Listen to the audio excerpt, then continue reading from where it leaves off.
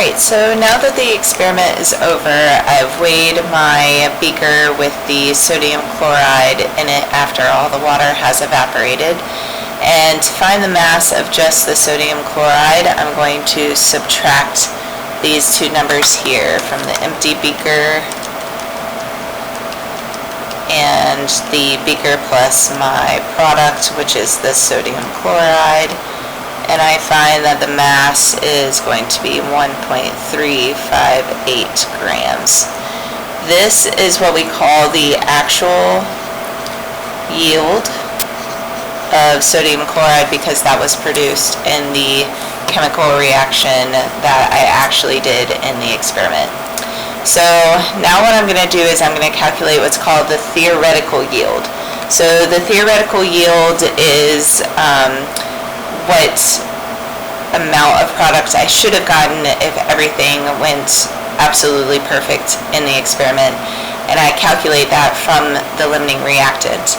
So in order to figure out my actual yield, I need to start with a balanced chemical reaction equation, and then I take my amount of my first reactant, which is sodium carbonate. That's what I put into my beaker at the beginning, that white powder.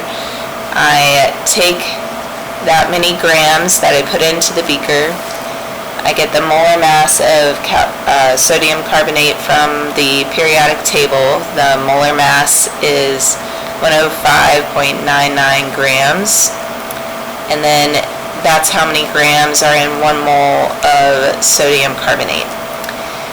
Then I use my mole ratio between sodium carbonate and the product, which is NaCl in this case.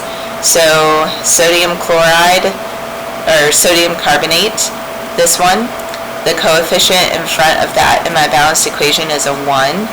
So 1 mole of sodium carbonate for every 2 moles of NaCl. Now I can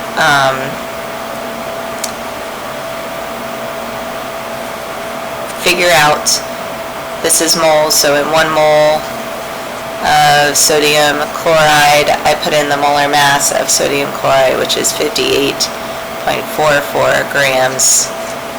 I got that from the periodic table. So then I go through and I do my calculations.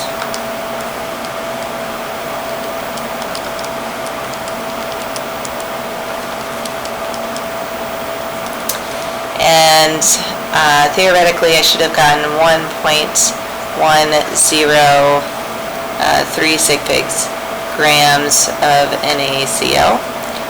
Whoops. This is my theoretical yield. So then to get my percent yield, I take my actual yield and I divide it by the theoretical, and then I multiply it by 100. So once again, my actual yield is what I got from doing the experiment, and then my theoretical yield. So I just plug that into my percent yield equation. So my actual yield was 1.358. Theoretically, from my calculations, I should have gotten 1.10 times 100.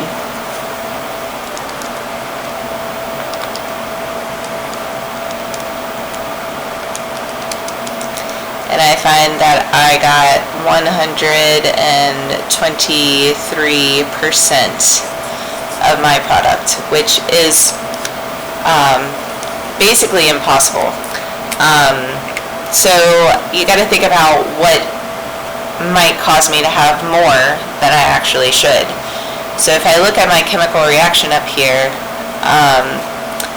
I produced sodium chloride, water, and carbon dioxide. All the carbon dioxide gas bubbled out of the solution. That's why when I added more HCl in the beginning, it no longer created any more bubbles because all the carbon dioxide was gone into the atmosphere. And then I was left with sodium chloride and water, which I then boiled, and all the water should have evaporated. But if all the water did not evaporate and there was some remaining water still left in my sodium chloride when I took the mass up here. This mass probably contains not just sodium chloride but also water. So that's why my mass is probably a little bit more than what it should be, is because not all the water was evaporated. So there's a couple of things I could probably do to troubleshoot that. One would be to continue to heat even well past when I think all the water is gone. That's a possibility. And then to make sure that it's absolutely completely dry and all the water is gone before I measured my sodium chloride at the end. I maybe rushed it a little bit, and that could be why there's a little bit too much mass for my sodium chloride in there. But I don't want to overheat it, because if I heat it too much, then the sodium chloride will pop out of the beaker, causing my mass to be much lower, causing my percent yield down here to be much lower. So, that's why we always calculate a theoretical yield, what we should have gotten, and then compare it to what we actually did in order to figure out our percent yield.